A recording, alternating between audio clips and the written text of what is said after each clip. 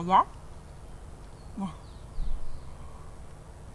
Hola, bienvenidos aquí. Estamos transmitiendo desde el Jardín Estudio, la séptima y última mesa redonda de esta tarde, que se llama Bosque Museo.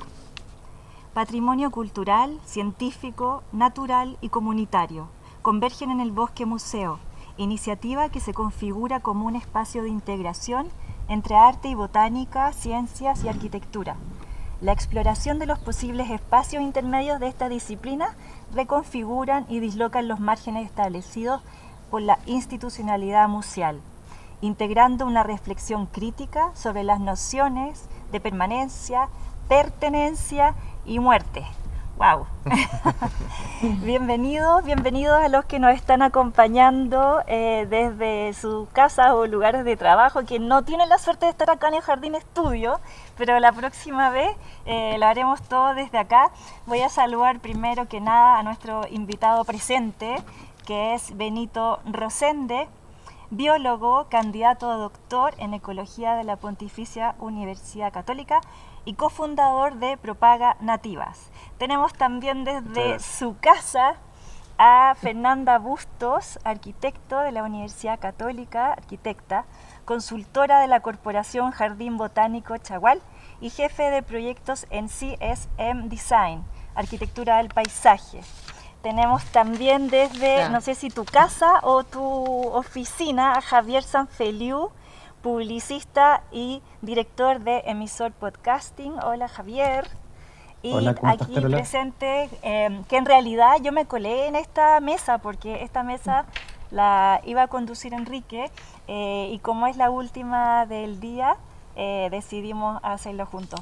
Enrique Rivera, presidente de la Corporación Chilena del Video y las Artes Electrónicas, y damos inicio a esta mesa de Bosque Museo. Yo no sé nada de Bosque Museo, entonces también la gracia es que les haga un poco de preguntas.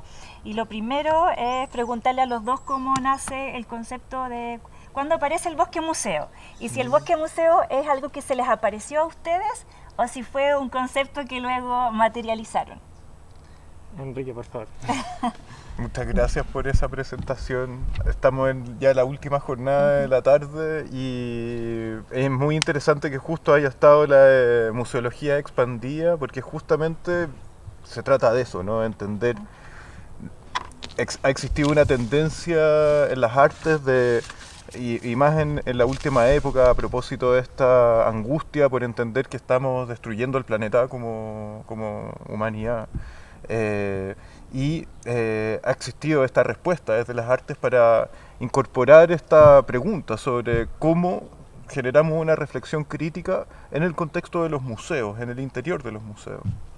Y el Bosque Museo viene tal vez a proponer justamente una alternativa a eso, a entender cómo traemos esa discusión no al espacio museal, sino que cómo traemos lo museal al espacio de la botánica, de la intemperie, ¿no? del aire libre, del lugar que ha sido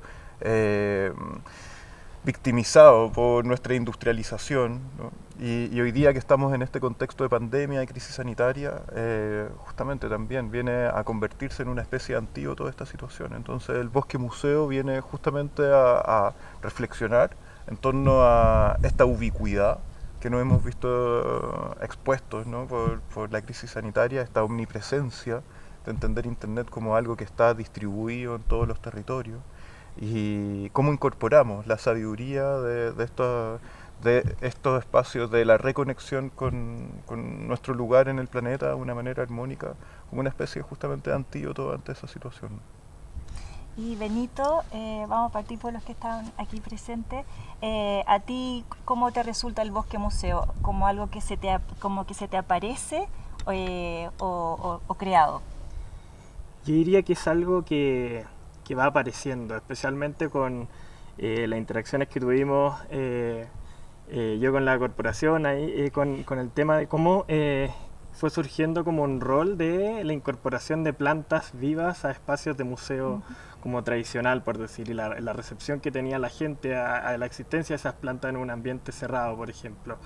y de reconocerla y de que tienen olores y todo eso. Y ahí yo que vengo como de un trasfondo más científico, por decir, de la botánica, me pareció muy interesante cómo hacer surgir un nuevo ambiente, por decir, en donde este mundo de las plantas pueda como generar una atmósfera para la contemplación, la observación de la cultura, pero que al mismo tiempo no sea solamente como albañilería verde, por decir, una escenografía, sino como que tuviera un rol.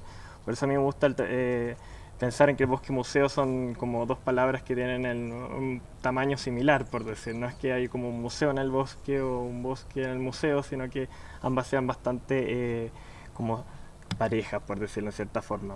Entonces, yo creo que como un museo, en general, como en términos muy amplios, es un lugar que quiere ser visto, que tiene algo que contar. Entonces, surgiendo este concepto nuevo de bosque museo, ¿cómo podemos hacer que esto vaya contando también, que las plantas tengan algo que contarnos también? Pero no solamente como un jardín con etiquetas, por decir, o quizá un jardín botánico también, que tiene un gran valor, pero que nos vaya dando como la posibilidad de como materialidad por un lado, que vaya creando este entorno, pero al mismo tiempo pueda contarnos algo, generar espacio. Yo creo que fue algo más bien que fue surgiendo, y es bonito realizarlo como pensar y repensar la idea, porque es algo que al menos yo no había visto un referente como tal, por decir. Tú puedes ver obras culturales en un ambiente verde, pero no necesariamente este concepto como tal, como bosque museo. Eso me pareció quizás lo más interesante. Y porque entiendo que la última Bienal de Artes Mediales, cuando tú instalaste como una especie de tótem vegetal en el MAC, y por otra parte se hace un jardín gigante en el hall del Bellas Artes. Y ustedes ven esto y dicen, y lo bautizan bosque museo. ¿Cómo nace el concepto? Y después también les quiero preguntar a la Fernanda y a Javier si ustedes vieron estas dos instalaciones en el MAC y en el Bellas Artes, y como su participación en este proyecto de bosque museo. Dale. La última Bienal trató sobre la noción del cuarto mundo, ¿no? Que era entender la obsolescencia que existe entre el primer mundo, el capitalista, el segundo mundo, el comunista, el tercer subdesarrollado, y el cuarto mundo, que en general era tomado como el de los que no tenían un lugar en ninguno de estos esquemas. Tenían un antídoto también, ¿no? Como una forma de poder trascender justamente esta noción. Esta fue una curatoría que trabajamos con Catalina Valdés, ella es historiadora, especializada en el siglo XIX, y nos interesaba mucho el cómo, por ejemplo, en el Museo Nacional de Bellas Artes, cuando se inauguró, tuvo en el hall del museo una preocupación por lo botánico, ¿no? De hecho, tú entrabas al museo y te encontrabas con una serie de especies, con una serie... ¿Era como un Winter Garden así? Exacto, entonces ¿ya? Por eso tiene su techo, su cúpula, su atrio que permitía que la luz del sol entrara y que existiera una vida adentro del museo. O sea, había una orgánica, no solamente habían obras de arte, sino que existía una vida que estaba creciendo y muriendo, ¿no? Entonces, a partir de esa noción, la incorporación de la noción de muerte también al interior de lo museal, nos pareció muy interesante en la última Bienal generar un guiño, ¿no? Como una referencia a esos inicios del museo. En un momento en que estábamos en esa época, claro, se venía la PEC, ¿no? Estaba la COP25, Chile iba a ser el centro del mundo, ¿no? Y creo que sí, lo terminó siendo. Inauguramos, el 17 de octubre, el 18 nosotros tuvimos que cerrar el museo porque empezó el movimiento social de una manera muy potente, ¿no? Y fue el centro del mundo, pero no por las razones que estaban guionizadas, ¿no? Y eso nos pareció muy interesante como fenómeno. Quedaron los árboles adentro del museo como testigos de esa situación. La gente no podía entrar, pero estaban los árboles. Después, ahora la pandemia, cuando se hizo el concierto para el Bioceno en Barcelona, que los músicos tocaban para los árboles. En este caso era una bienal que estaba destinada a árboles, sin que nosotros lo quisiéramos, ¿no? Nos entregó todas esas claves, ¿no? De decir, nosotros metimos estas plantas, estos árboles adentro del museo gracias a una colaboración que desarrollamos con el Jardín Botánico Chagual. En esa época nos encontramos con Fernanda y iniciamos esa relación. Y Después dijimos, bueno, tenemos que sacar estos árboles de acá y plantarlos y que funcionen como testigos de lo que pasó, ¿no? Son árboles que fueron testigos de un momento muy paradigmático en la historia de Chile y ese ejercicio de sacarlos, instalarlos y que contaran esa historia museológicamente fue también uno de los inicios de esta idea del bosque museo. Y bueno, después inauguramos en el MAC una exposición que se llamaba Los Límites de la Tierra y invitamos a Benito también a que en esta noción de los límites de la Tierra instaláramos este tótem, ¿no? este objeto que nos estaba también entregando de una manera muy potente una sabiduría, una posibilidad de comunicarnos con la consistencia o las propiedades de esas plantas, ¿no? Que en este momento de límite, el entender esa sabiduría, ese conocimiento de las plantas también funciona como una salida de escape o un retorno a la tierra. Esas fueron las elaboraciones que hicimos con la Catalina Valdés, que fueron muy potentes en términos narrativos y que lo consideramos como una concatenación hoy día. ¿Cómo se le da una continuidad a eso y así como tú leías al principio, una permanencia, ¿no? Porque la Bienal aparece y desaparece, ¿no? Entonces, ¿cómo se genera un espacio que te permite poder tener una trazabilidad en el tiempo, algo que no muera en esas curatorías, ¿no? Que no muera en esas narrativas, sino que permanezca. Tenga pulso permanente, constante. Exacto. Fernanda, ya ahora entiendo que Chagual era parte importante de la Bienal pasada. Así que quería preguntarte que nos contaras de cómo fue esta experiencia, primero para el Jardín Botánico y por otra parte para ti, ¿qué pasa ahí cuando una arquitecta y que tiene como este estudio del paisaje sucede esto del milagro del Bosque Museo? Hola Carolina, hola a todos. Agradezco mucho la participación y el haber llegado a conocer a estas personas y a este proyecto que en realidad es tan inspirador, ¿cierto? Que es Bosque Museo. Me tocó la suerte ahí de estar trabajando en el Parque Metropolitano a cargo de impulsar este proyecto de Jardín Botánico Chagual.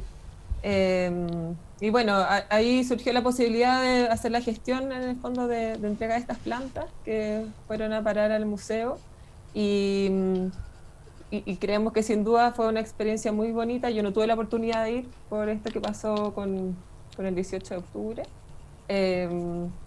pero nos dio la oportunidad al menos para seguir en comunicación con la Corporación Chilena Video y con esta posibilidad de pensar y de soñar, ¿cierto?, el bosque museo como concepto, que lo estamos redefiniendo, o sea, definiendo en el fondo hasta hoy en día. Creo que cada uno ha ido poniendo, de los que ha ido participando en el proceso, poniendo un poco su visión, y en ese sentido ha sido muy lindo también poder congregar distintas como experiencias, tanto de vida como de procedencia de formación, porque finalmente el bosque museo congrega muchas disciplinas, o sea, como tú decías en un principio, está el arte, está la ciencia, está la botánica.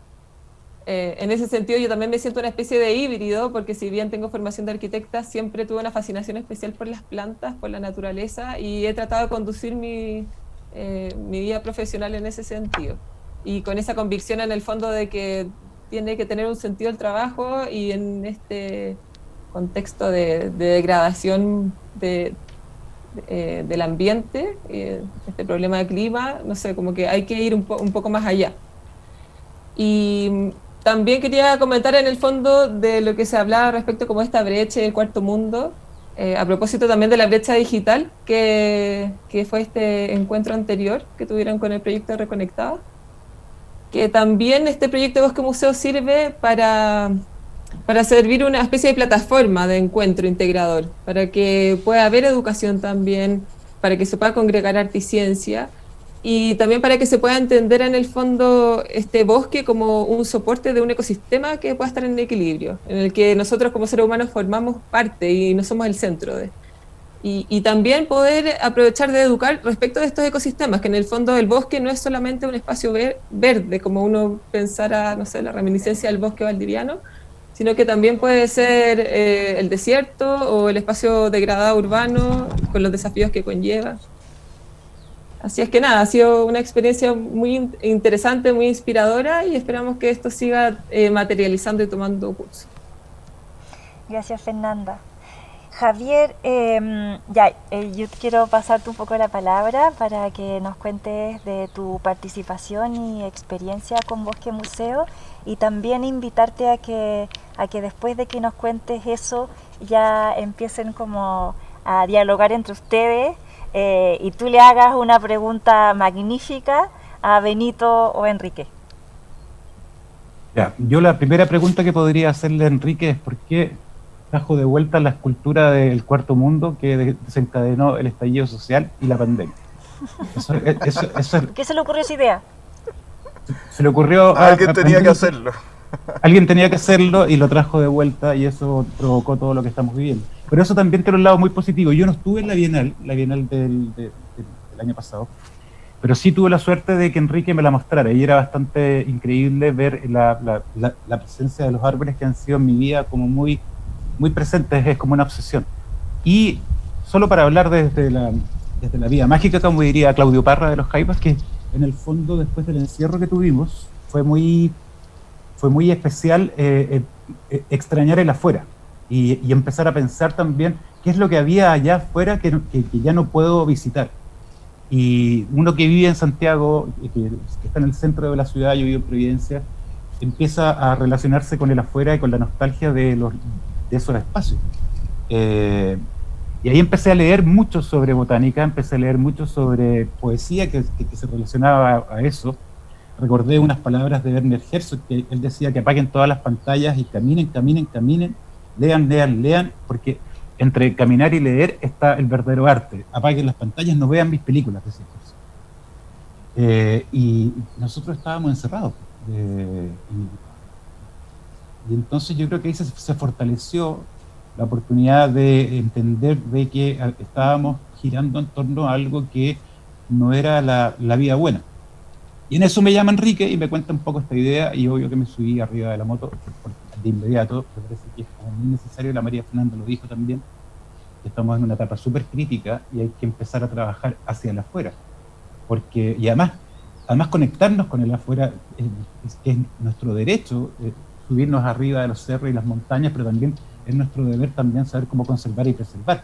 O sea, viene toda una escuela que sale de las 4 murallas, que es muy coherente también con lo que planteamos como grupo, que en el fondo el mundo en sí puede ser un museo y un museo vivo, y ahí es donde la relación de la vida y la muerte toma un matiz muy bello. Y en eso estamos y yo creo que va a resultar todo, no tengo una duda sobre eso. Se puede demorar un poco, pero creo que es una necesidad. Creo que uno que vive trabajando en redes sociales identifica que la gente está especialmente sensible con ese tema. No es solamente uno, que somos un grupo Illuminati que está pensando en hacer una cosa especial, sino que hay mucha gente que está buscando eso. Y esa sería como la génesis de mi interés y del por qué estoy dentro de esta organización siniestra llamada Museo Bosque. Oye, Javier, pero cuando tú dices que ojalá que resulte todo y que todo va a resultar, ¿a qué te refieres exactamente? Yo creo que, mira, el profesor Carlos Flores tiene una frase que es muy buena, que es avance irreflexivo, retroceso metódico. Y cada vez que nos vamos en el avance irreflexivo, el sueño puede llegar a cualquier lugar. Pero todo está dentro de lo posible, porque es posible que esto suceda en parques nacionales.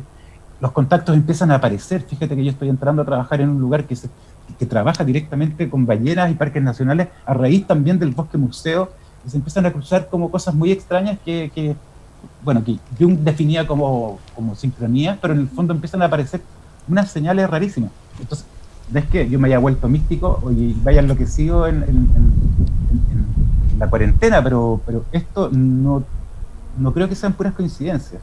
Creo que está en el aire. Creo que está en el aire y que estamos tomando solamente una frecuencia que está en el aire. O sea, sí, va a resultar porque es bello, porque es necesario, porque es precioso. Y llegó el momento, creo yo. Han estado interpelados, bueno, hace poquito en la Asociación Internacional de Museos está redefiniendo qué es un museo, ¿no? Y de hecho no llegaron a acuerdo. Se juntaron en el 2018, 2019, la última vez fue en Japón, y no lograron llegar al acuerdo de qué es un museo, ¿no?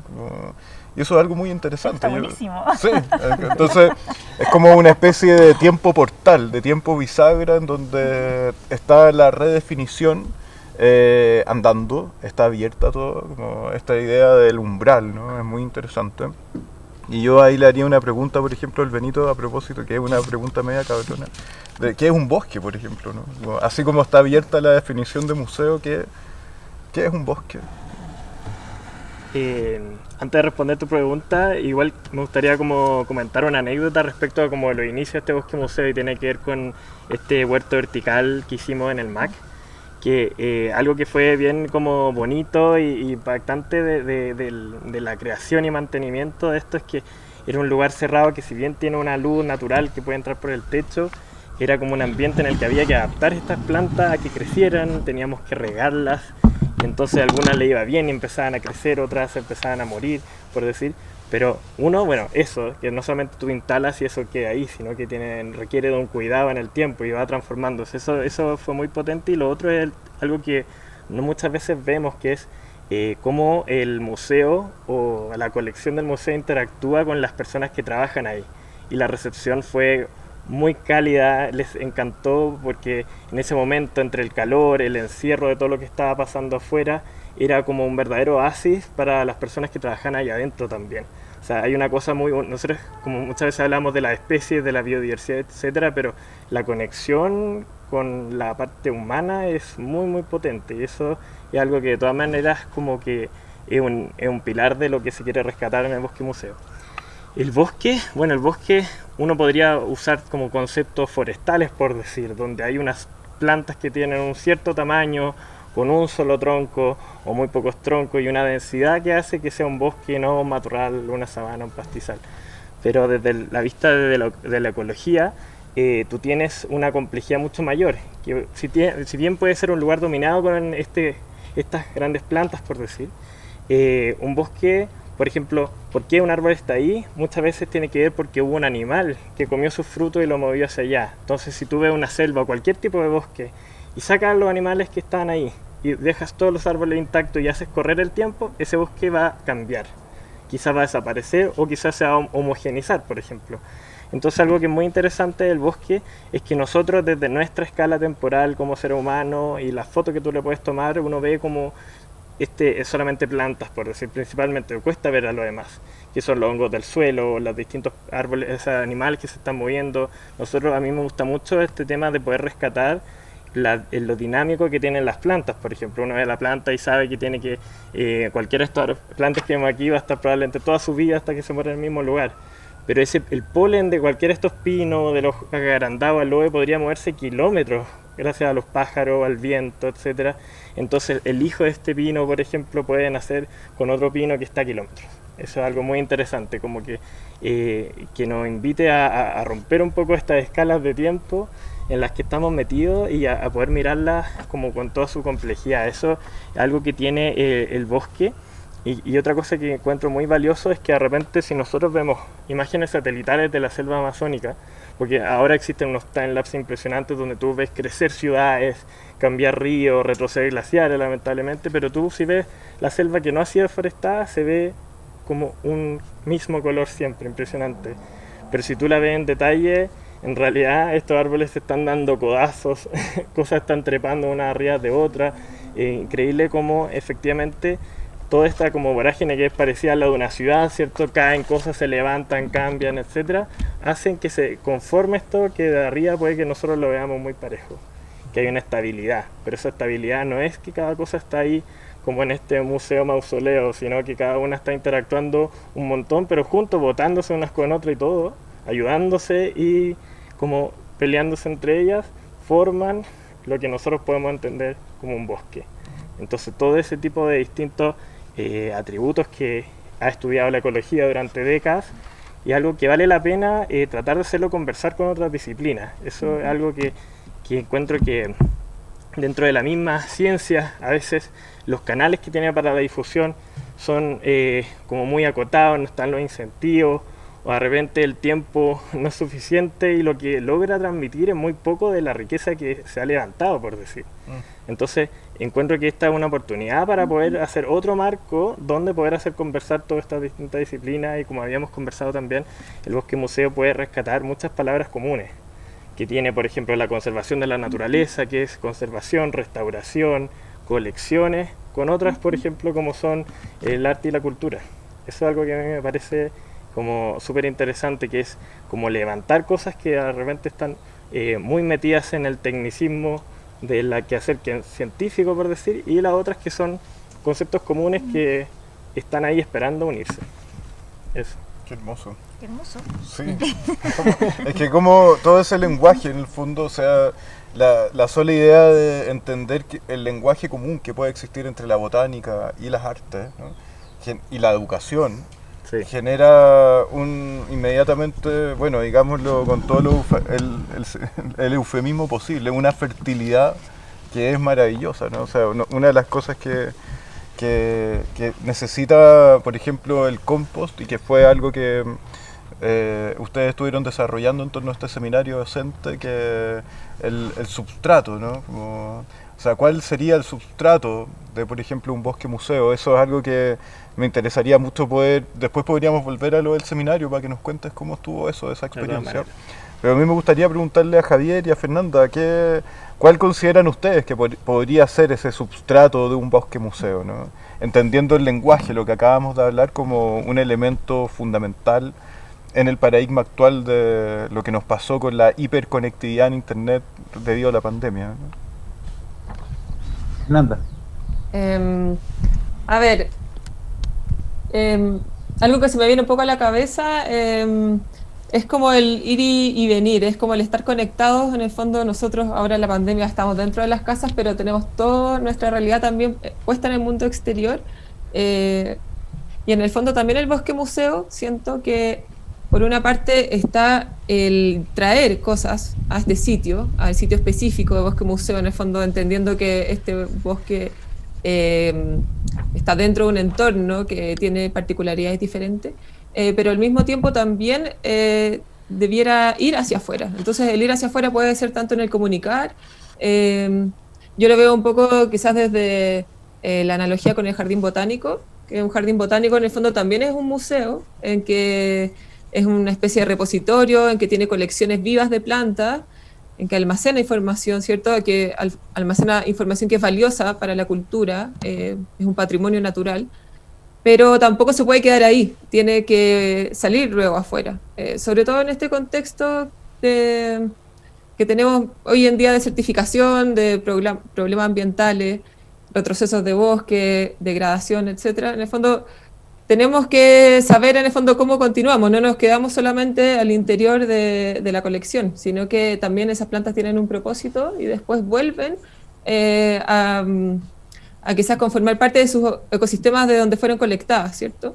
Entonces, en ese sentido creo que el bosque museo también tiene un sustrato que es de ir y venir, en el fondo de estar en este sitio, pero también estar conectado con otros sitios, o también es una conexión de experiencia, es una divulgación de educación, es poder tener una especie de constelación de redes en el fondo, de interacciones que puedan estar pasando no solamente en un lugar, sino que en varios lugares a la vez.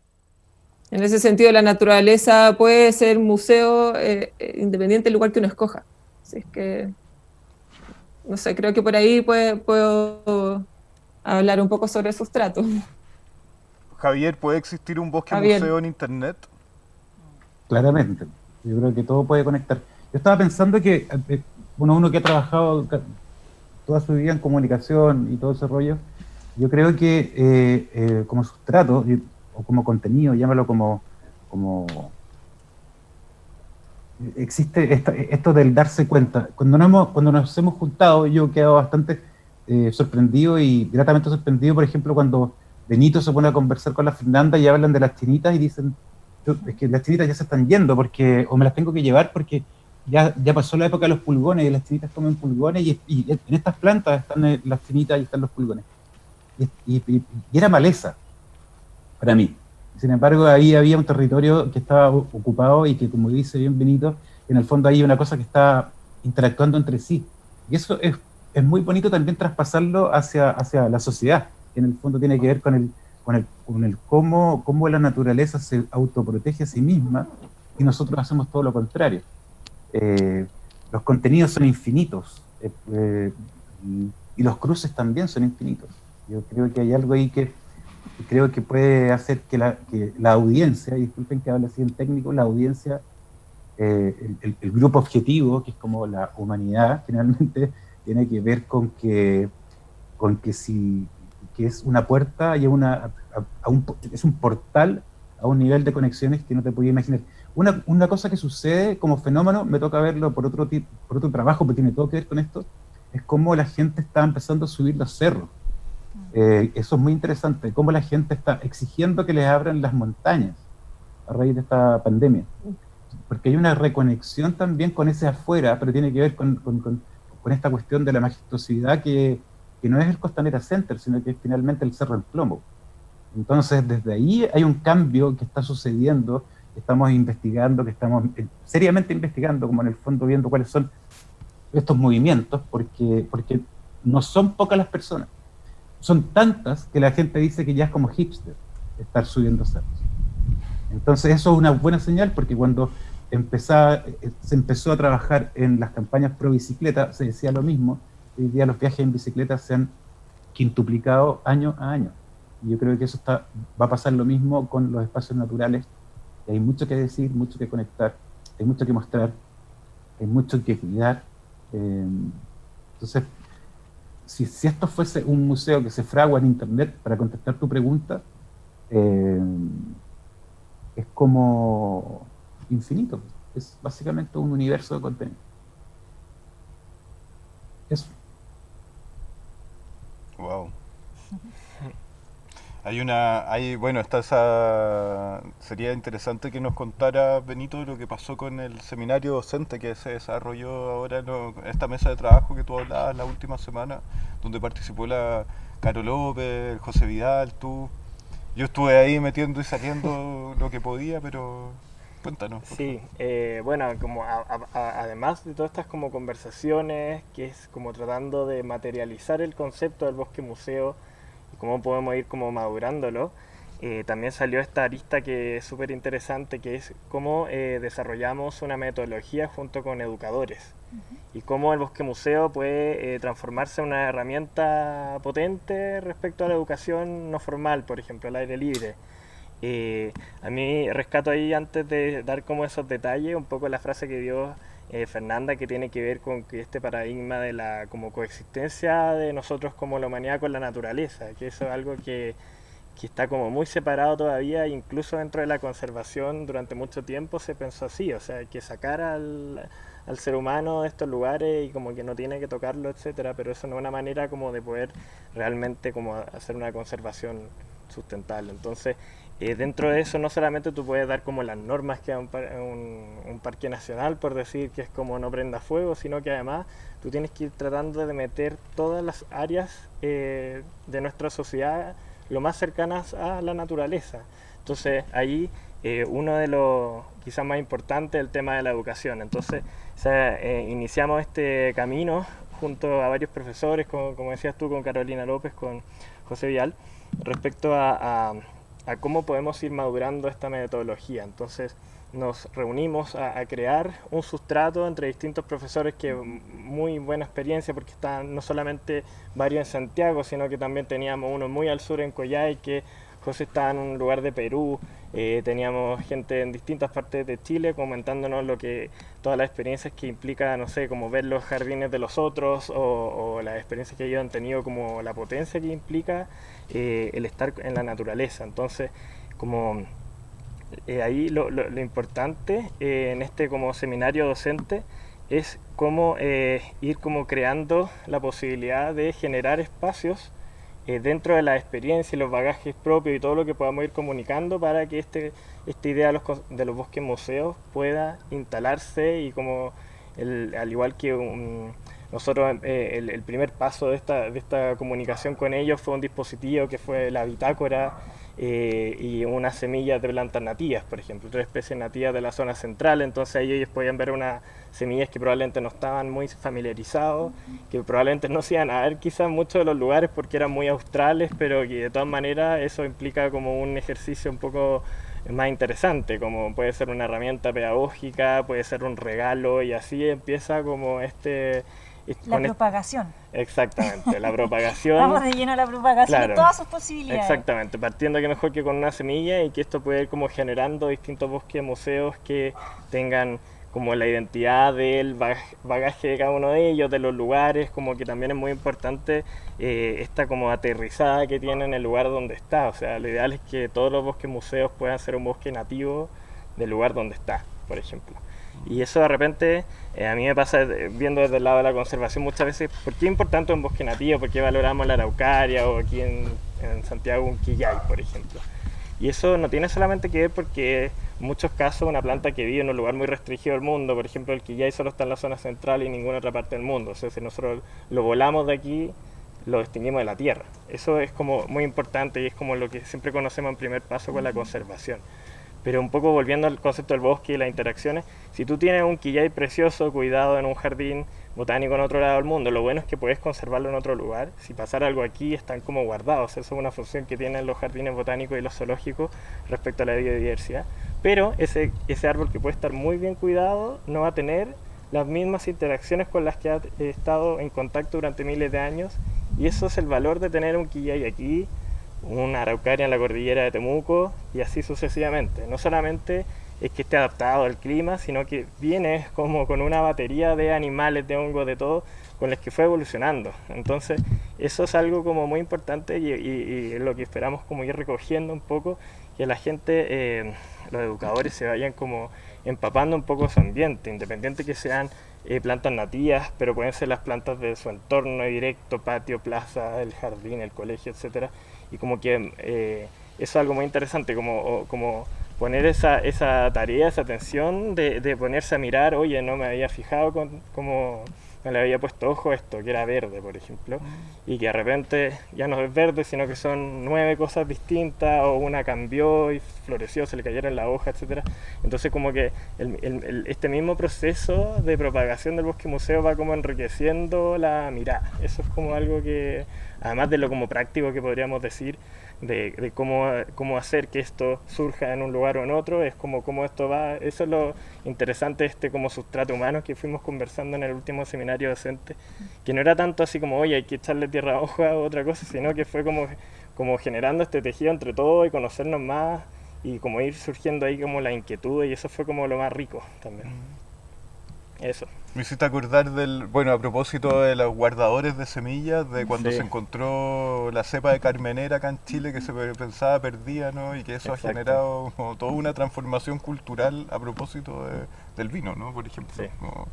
Y en ese sentido, ¿cómo o tal vez, no sé, Fernanda, Benito, la idea de justamente los guardadores de semillas o los bancos de semillas? Eso es un mundo muy inexplorado que en general tiene también mucho que ver con los museos, ¿no? Con la conservación. Eso está activado en Chile, ¿no es cierto? Las redes de semillas libres, por ejemplo. ¿Cómo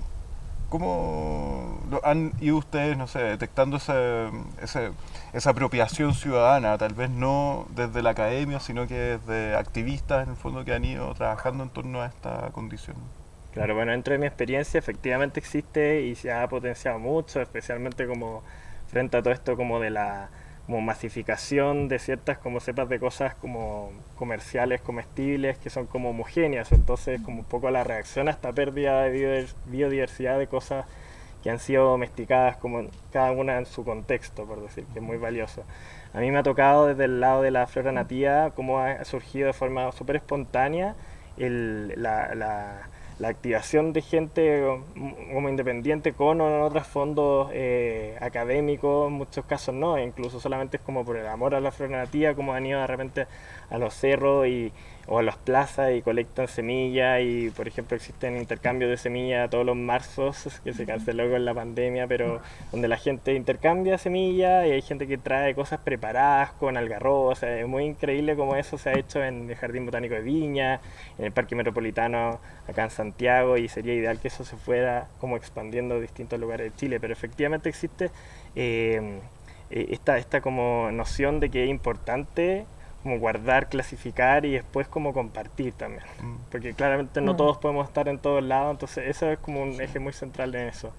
No sé si Fernanda nos puedes comentar un poco más de quizás lo que son los bancos de semillas como el de Línea, que es como los más institucionales importantes que tienen un rol súper clave.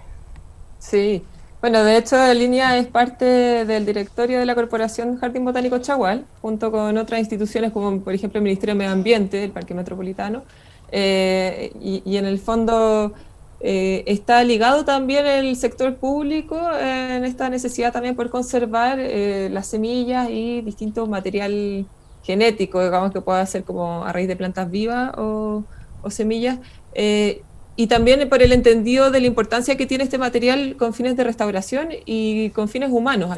Finalmente, el valor que tiene también colectar semillas, por ejemplo, cuando tú colectas semillas de quillay de un bosque más de umbría, ese quillay se comporta distinto una vez que se propague a que si tú colectaras semillas de un quillay que está en pleno sol. Entonces, las semillas responden, si uno las colecta y le da bien su procedencia, en el fondo van a responder distintos si después tú los propagas. Y en ese sentido es importante también tener identificado de dónde provienen las semillas de las especies, aunque sea de una misma especie, porque esa semilla después te va a servir para poder ir a restaurar el espacio de donde fue colectado. Imagínense, por ejemplo, en el caso de un incendio forestal o algún desastre natural, es contar con un material que después va a poder volver a reinsertarse y volver a regenerar paisaje.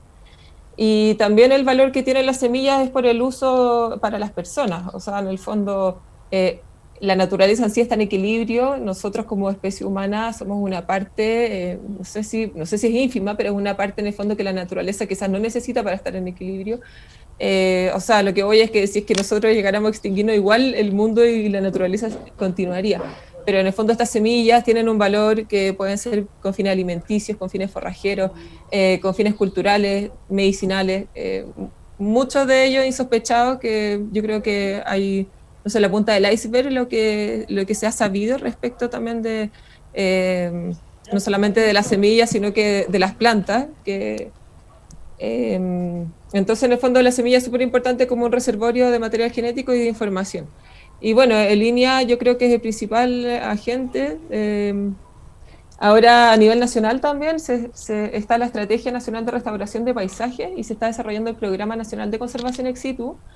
Y parte de los objetivos también es poder contar con una red de conservación ex situ. En el fondo justamente está la necesidad de congregar las distintas iniciativas en torno a recolección de semillas, en torno al almacenamiento, al repositorio de material genético y de colecciones vivas, porque es necesario todavía saber qué institución tiene cada cosa y de esa forma poder generar estrategias a futuro, ¿cierto? Para ver cómo priorizar en el resguardo de distintas especies y cómo enfocarnos a la colecta también de semillas que son más prioritarias. Fernanda, tengo una duda, porque uno como que tiene algún conocimiento, por ejemplo, no sé, de las especies marinas, por ejemplo, o sabemos también de los animales, pero no tenemos tan claro como cuál es la situación de la flora nativa en términos de desaparición de alguna especie, de peligro. ¿Cuál es más o menos como el panorama que estamos viendo? Yo creo que aquí sobre todo hace falta más estudio y más identificación de los riesgos de nuestras plantas. El Ministerio de Medio Ambiente, por ejemplo, tiene un registro de clasificación de especies que se hace anualmente, o sea, no recuerdo si son todos los años, pero se va haciendo en el fondo periódicamente. Estamos yo recuerdo que al último registro de clasificación de especies, por ejemplo, del total de plantas que están identificadas como plantas nativas, que son cerca de 4.500 plantas, en realidad en el registro creo que son un poco más. La mitad corresponde en el fondo a especies que son propias de clima mediterráneo. El 10% de las plantas nativas se han evaluado y están con un registro de clasificación. y de ese 10%, cerca del 75% está en alguna categoría de conservación, en el fondo una categoría de estado vulnerable, a crítico, a extinto. Entonces, en el fondo, si eso extrapolamos los datos, estamos en un escenario de vulnerabilidad que es súper importante. Ahora, obviamente, cuando se estudian las especies es porque las especies tienden a estar en un estado más vulnerable, pero en el fondo falta mucho por estudiar y yo creo que la situación es crítica, o sea, hay que avanzar mucho. Le quería hacer una pregunta a Enrique, y es como, porque hemos estado este último ratito conversando como desde el lado más botánico del Bosque Museo, y yo le quería preguntar a Enrique y también a Javier, volviendo al lado museográfico del Bosque Museo, ¿cómo se hace la curatoría de un Bosque Museo? Yo creo que hay algo que recién decía Benito y que me pareció súper interesante antes de que empezáramos, y la curatoría se hace desde la posibilidad de perder el control del lugar o de la combinación de elementos que estás curando, porque uno, por ejemplo, curatorialmente, lo que tú haces es desarrollar una narrativa, generar una postulación sobre un problema, por ejemplo, y a partir de eso seleccionar obras que en su interrelación, en su correlato, ofrecen una posibilidad de respuesta o de generación de nuevas preguntas. En el caso de un bosque museo es mucho más complejo, ¿no? Porque tiene justamente la posibilidad de ser orgánico, de ir creciendo, ir muriendo, ir transformándose. Entonces, justamente en esa pérdida de control es donde ocurre la especificidad o la particularidad de un proyecto como este. Me imagino, no sé, personas que, por ejemplo, uno podría considerar como propias, naturales de un bosque museo. No sé, pienso en Violeta Parra, por ejemplo. Violeta Parra, que se iba a recorrer los campos, la misma ciudad, recogiendo, capturando, siendo exploradora y procesando lo que iba encontrando, como una especie de remix. Me imagino también, no sé, a Sergio Larraín, por ejemplo. Sergio Larraín, que se fue a vivir como una zeta a Tulagüén, en el interior de Ovalle, a integrarse de una manera muy lenta con el territorio y generando a partir de eso una simbiosis, ¿no? Una mezcla, ¿no?, con el lugar donde tú tal vez puedes ya no empezar a reconocer los límites que existen entre lo que podría ser una producción artística o la propia vida, ¿no?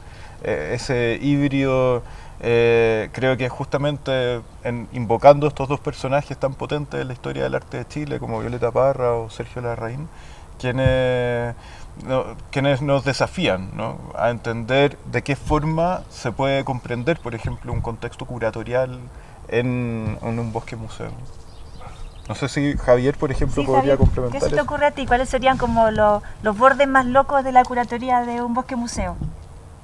A ver, los bordes más locos, la verdad, me gustaría rebobinar un poco y dar un par de datos que hablan de la urgencia. La otra vez Marcelo Mena publicó una información que decía que el 96% de los seres vivos que no son árboles son ganado y seres humanos, y el otro 4% es lo que queda de los otros animales. Esa es como un poco la situación. O, por ejemplo, que el año pasado se volaron casi 1 millón de canchas de fútbol del Amazonas.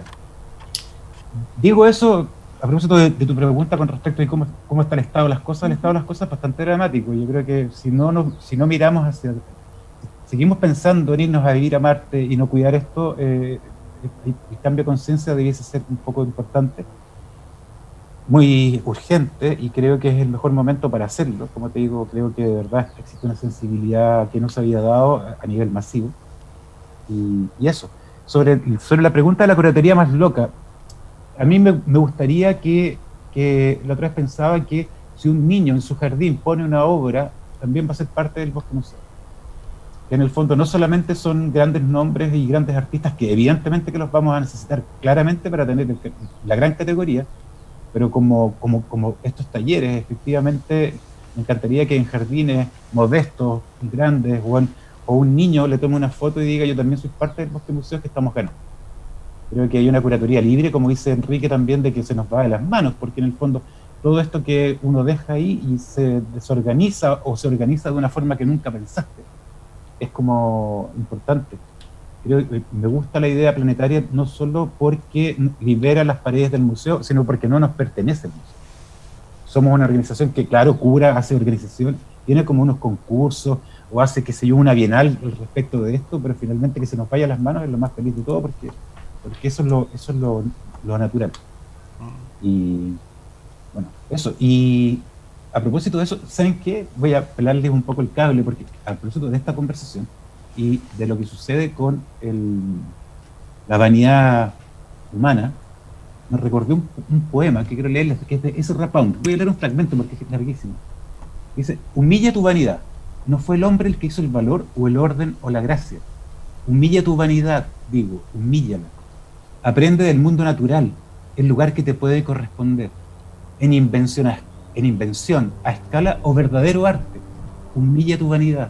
Paquín, humíllate. El árbol ha sobrepasado tu elegancia. Qué bello.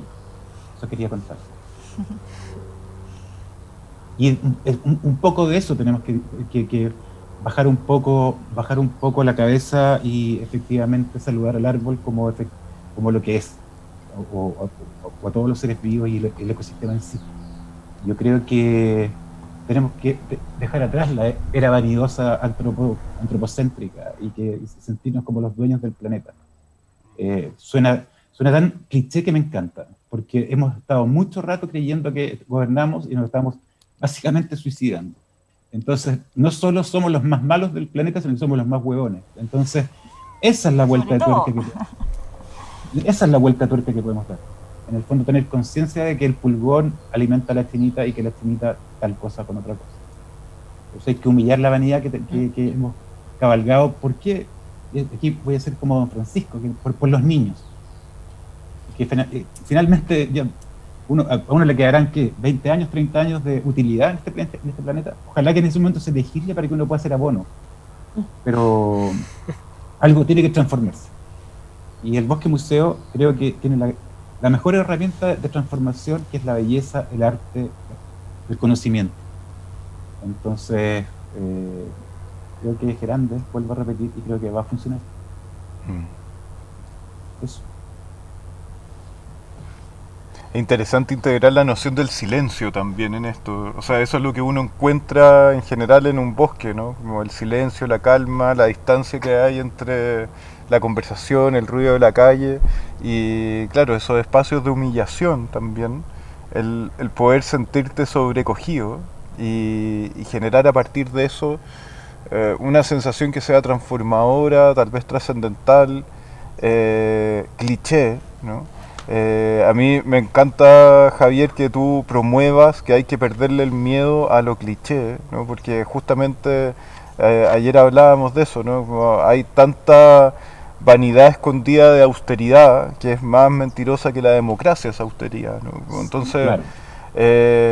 Y eso es algo que es muy clásico también en Chile, de que pensamos que porque en el fondo es más quitado de bulla, tal vez es más elegante, pero en realidad se está haciendo también más indiferente, ¿no?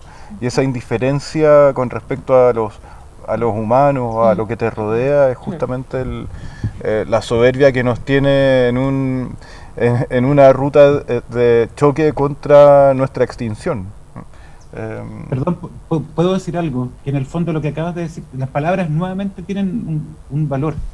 ¿Por qué? Porque ir en contra del lugar común es básicamente ir en contra del lugar donde nos encontramos la gran mayoría. Entonces, cada vez que uno rechaza los lugares comunes, estás de alguna forma rechazando el espacio en el cual tú convives con otros. Porque quieres ser original, porque quieres ser vanguardia, porque quieres ser especial. Pero eso es pura soledad, y eso también es como... Sí, a mí me gusta defender el cliché y el lugar común, pero entendiéndolo desde lo entendible que somos, porque somos todos parte de eso.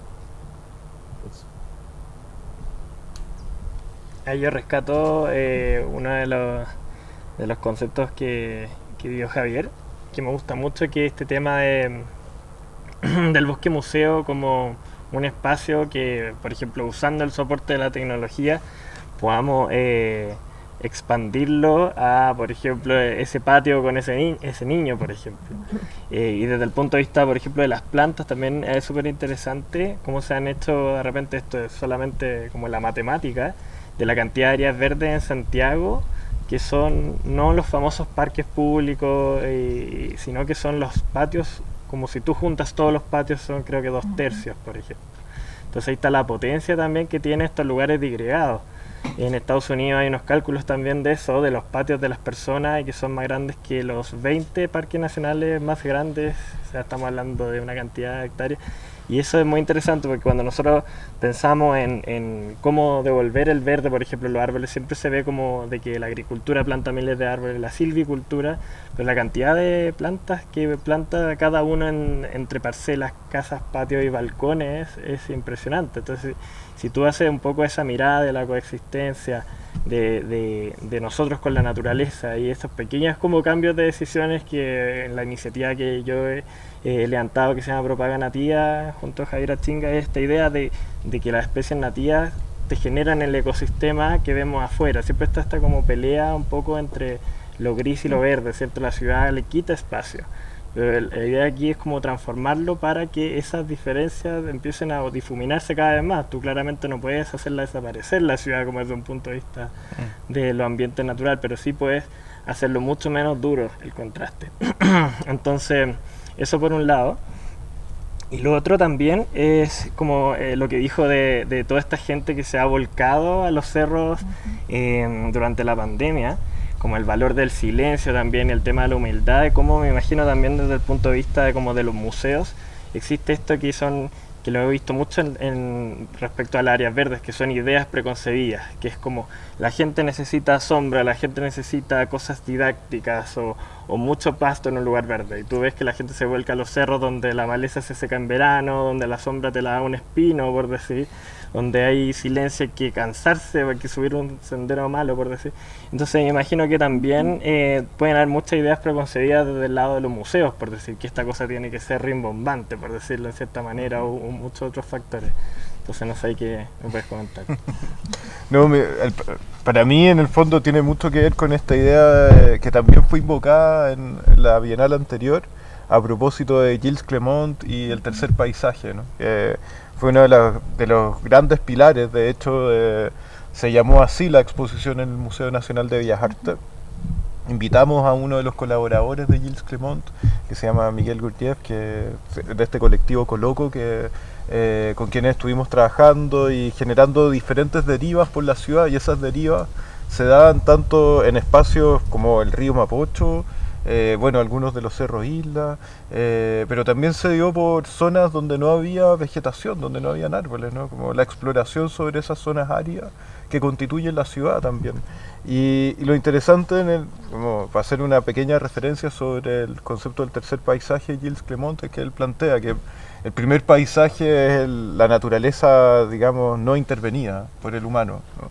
El segundo es la naturaleza que ha sido intervenida, que ha sido mediada por el humano, donde nuestra relación con lo botánico en el fondo se intermedia, no se separa, porque no podemos, o sea, existe esta idea de que el humano no es algo diferente a la naturaleza, pero sí que nos hemos separado. Por algo Karl Marx decía, la forma en que nos vamos a poder relacionar con la naturaleza en el futuro va a ser intermediados por la tecnología, ¿no? Y estamos intermediados por la tecnología, eso es algo que no podemos desentendernos, ¿no? Y ese gran gesto político es el tercer paisaje, que es el mundo vegetal, animal, retomando su lugar, ¿no? Y eso, por ejemplo, Gilles Clement lo ha desarrollado a partir, por ejemplo, de planificaciones urbanas, dentro de la modificación de políticas de desarrollo urbano, por ejemplo, donde con el gesto tan simple de dejar de tirar pesticidas, ¿no? Se recompone, ¿no? Se regenera un substrato natural o vegetal que nos permite reanimalizarnos, ¿no? Y que acá esto es un término que a mí me parece también muy interesante, que ha estado invocando Javier en el fondo frente a esta idea de cuando decimos, no sé, invocamos a la Gabriela Mistral, que dice hay que humanizar la humanidad, ¿no? y la respuesta a eso de que hay que tal vez no humanizarla, porque ya somos demasiado humanos, ¿no? Sino que tenemos que animalizarla, ¿no? Entonces, esa idea está muy bien conectada también con esta noción del tercer paisaje de Gilles Clermont, ¿no? Y esa enseñanza, tal vez como el bosque museo, en ese sentido, más bien no es un lugar, ¿no? Es un instrumento para poder, en diferentes lugares, poder invocar estas ideas, ¿no? Provocarnos justamente a entender que podemos generar una serie de apologías y elegías y aforismos, en el fondo, pero también, así como Gilles Clermont, desarrolló una modificación en políticas públicas de desarrollo urbano, ¿no? Entonces, yo me pregunto, y esta pregunta se la hago a la mesa, incluyendo a la Carolina, ¿consideran ustedes que algo como esto debería ser instalado en este futuro cercano que tenemos en torno a la futura nueva constitución, por ejemplo? Bueno, sería bueno que Bosque Museo tuviera su candidato constituyente para que puedan... porque yo creo que la gracia es que todo termine finalmente en políticas públicas, ¿no? Y en cambios verdaderos. Y como todos supongo que sospechamos, la cosa se viene más oscura que clara. Y la defensa va a ser súper importante. Y bueno, y también devolverle un poco la pregunta, porque pienso que ese puede ser un gran proyecto o programa para Bosque Museo, pensando en en la próxima edición de la Bienal, que va a ser, por supuesto, una Bienal súper política. Inevitablemente. Entonces, sí. Como me encantaría que pensaran cuáles son esas cosas que de alguna manera debiera plantear y ojalá instalar como una misión el Bosque Museo. ¿Qué opina usted, Benito, de que los derechos no son solamente humanos, sino que de todos los seres vivos, ¿no? No, claro, efectivamente. Bueno, y de hecho, como que igual todo la puesta en valor de como estos derechos de la naturaleza también tiene una vuelta súper antropológica por otro lado, porque como decía Fernanda, si nosotros desaparecemos, esto sigue igual, o sea, incluso bajo una, como por decir, como esa crisis nuclear que hubo alguna vez, por decir, esto igual sigue, la vida tiene una capacidad de adaptación increíble. Entonces, muchas veces cuando se dice como, bueno, el virus somos nosotros, como el ser humano, etcétera, también se está como negando esa capacidad o ese lado, como por decías tú, como del animalizarse, de la capacidad de poder transformar de forma positiva, que sí se puede. Y claro, tú tienes como que hay unas inercias gigantescas, por decir, y es muy difícil como combatir las inercias, pero efectivamente sí existe como conocimiento, existe como capacidad transformadora, y que esta conservación de la naturaleza también es una manera como nos salvamos a nosotros sin arrasar con todo lo que tenemos ahí. Yo creo que esa es una idea que sería bueno como rescatar, no solamente como dices tú, nos desaparecemos, nos vamos a Marte, nos vamos al sur, como uno escucha recurrentemente, por decir, y sin cambiar nada en ti mismo. Por decir, yo creo que eso viene, a mí me gusta la idea de esto como de la propagación del Bosque Museo, en el sentido de, como te comentaba ese ejemplo de los jardines, es que las acciones individuales, como rescatar la potencia de esas acciones individuales, si bien existen como alineamientos que son súper importantes, como que yo creo que si tú no cambias en nada pidiendo que exista un lineamiento, ese lineamiento tampoco va a surgir un efecto en la realidad. Tiene que existir ese como cambio cultural, y tiene que partir como desde como la nucleación, por decir, como repartido en distintos lados y ahí ir creciendo y conectándose. Al menos esas son como las ideas que a mí me parecen como más importantes rescatar. Qué potente eso. Fernanda, ¿qué opina usted? Yo creo que al menos estos tiempos, constitución, de redefinir en el fondo ciertas políticas como nación, tenemos que ver la forma de cómo podemos incorporar cómo podemos promover en el fondo esta cultura de conservación de la naturaleza, y poner también en la temática del debate público en el fondo cómo es la relación del ser humano con la naturaleza y cómo podemos reconectar el vínculo con ella, cómo podemos en el fondo revalorizar las significancias de la experiencia, del encuentro en el que nosotros estamos permanentemente con la naturaleza, y también cómo podemos tener una apropiación responsable y en el fondo el desafío de poder conservar para preservar lo que nos va quedando. Yo quería seguir un poco con el cliché, con la cita, tomándole un poco ahí el ejemplo a Javier. Tengo una cita que es de Aldo Leopold. Dentro de sus escritos él habla un poco sobre la ética de la tierra y de cómo también volver a este vínculo, ¿cierto? Y en ese sentido de promover una cultura de naturaleza, que yo siento que es un término que todavía no está definido como concepto, pero sí tiene que ver con generar una conciencia ecológica. Y se lo voy a leer. En último término, la habilidad para apreciar el valor cultural de la naturaleza virgen se reduce a una cuestión de humildad intelectual. El hombre moderno de mente superficial ha perdido sus raíces en la tierra. Cree haber descubierto ya lo que importa de verdad.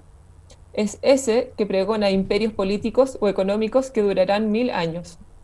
Solo el estudioso se da cuenta de que toda la historia consiste en sucesivas salidas desde un mismo punto de partida, al que el hombre vuelve una y otra vez para organizar de nuevo otra búsqueda de valores duraderos.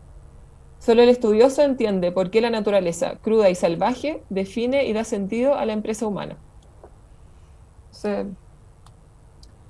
en ese sentido también creo que Bosque Museo puede ser una plataforma para conectar la naturaleza, para ser estudiosos, para obtener datos y para transformar a través del arte procesos naturales que llegan, en el fondo que pueden dar significancia a los visitantes o a quienes quieran explorar en el fondo en estas plataformas. No sé qué más quiere comentar. Gracias, Fernanda. Me parece que esa es como una manera preciosa de cerrar esta conversación. Igual me gustaría que antes de eso Javier también contara cuáles son estas medidas o cuáles son los cambios más importantes que debiéramos implementar en el nuevo acuerdo constitucional. Cuéntanos.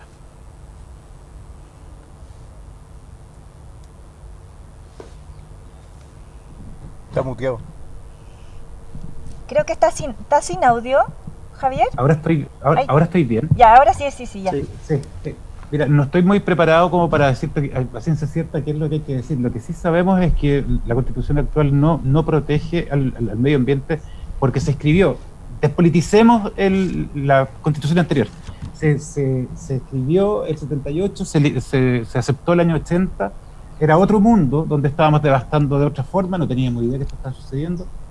La Constitución nueva tiene que incluir una legislación que, como dice la Fernanda, que conserve, proteja y entienda que somos parte de un ecosistema y que no sea tan fácil ser extractivista como hemos sido hasta el día de hoy. Uh-huh. Que en el fondo haya regulaciones importantes. Voy a hablar de ignorante, pero por ejemplo ya no podemos seguir plantando árboles que secan lugares para hacer los chips y venderlos, sino que finalmente eso ya no puede seguir pasando. Pasó porque éramos ignorantes nada más. Y ahora hay que dar un paso hacia adelante y eso tiene que estar escrito en la Carta Magna que se va a elegir. Y ojalá hayan representantes que se la jueguen, gente muy preparada, que no soy yo claramente, sino que haya gente que se juegue esa carta al interior de la constituyente.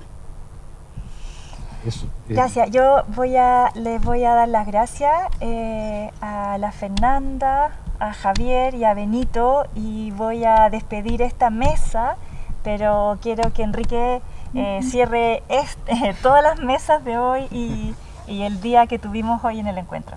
Sí, bueno, agradecer primero que nada a Patricio Rojo por darnos la posibilidad de poder transmitir desde acá. Y estamos, bueno, en un contexto perfecto como para poder representar justamente la idea de el observatorio, ¿no? El observar no la estrella en este caso, sino que observarnos nosotros mismos, nuestro contexto, el darnos cuenta. Es difícil darnos cuenta, es humillante, como invocó Javier, porque lo hemos hecho muy mal, ¿no? Pero tenemos la capacidad justamente de, a partir de acciones donde el arte y la cultura tienen que ser protagonistas también de ese proceso de transformación. Si la transformación no es cultural, no lo será. Y bueno, todo el día hemos estado escuchando a gente que está justamente desarrollando procesos, no desde el liderar, sino que siendo muy humildes también con la forma en cómo están participando. Quiero solo quedarme tal vez recordando una de las presentaciones que fue la de Edito Aranda, donde ella invitó a niños a pintar, ¿no? Y hacer esas piezas que podrían llegar a ser parte de este bosque museo, ¿no? Dentro del proyecto del continente prohibido, o bueno, también lo que hizo Natalia Matzner con Elías, que también con Elías Santis, que mandaban una piedra, ¿no? Un objeto tan simple, y que a partir del crear con esa piedra se podía desarrollar algo que trascendiera, ¿no? Desde un objeto muy simple. O Cristiano Yarzún, que estaba trabajando con sombras, reconociendo en ese sentido ese contraste entre la luz y la oscuridad, ¿no? O Pablo Suazo, que estaba desarrollando justamente ejercicios lúdicos, ¿no? Para poder, desde operaciones muy simples, darnos cuenta de lo que nos rodea, ¿no? Y explorar ese continente prohibido que finalmente es nuestro propio inconsciente, ¿no? Y que hay que cuidarlo. No se puede convertir nuestro inconsciente en una zona de sacrificio, que es justamente lo que estamos haciendo irresponsablemente, ¿no? Y bueno, mañana vamos a poder conversar de eso, vamos a seguir en esa conversación, en una mesa que va a estar moderando Javier, que se llama Territorios Comunes. Y en la tarde vamos a finalizar con un taller de edición colectiva a propósito de estos temas con la Fundación Wikimedia, porque justamente nos interesa, al finalizar todo este proceso, poder generar un pequeño objeto editorial y distribuirlo como una pequeña recomendación de lo que estamos haciendo. Excelente. Bueno, entonces acá desde el Cerro Calán, desde el observatorio, les damos las gracias a la Fernanda, a Javier, a Enrique, a Benito y a todos los que nos acompañaron, y nos vemos mañana. Muchas gracias. Gracias por la invitación. Sí, muchas gracias por la Gracias. invitación.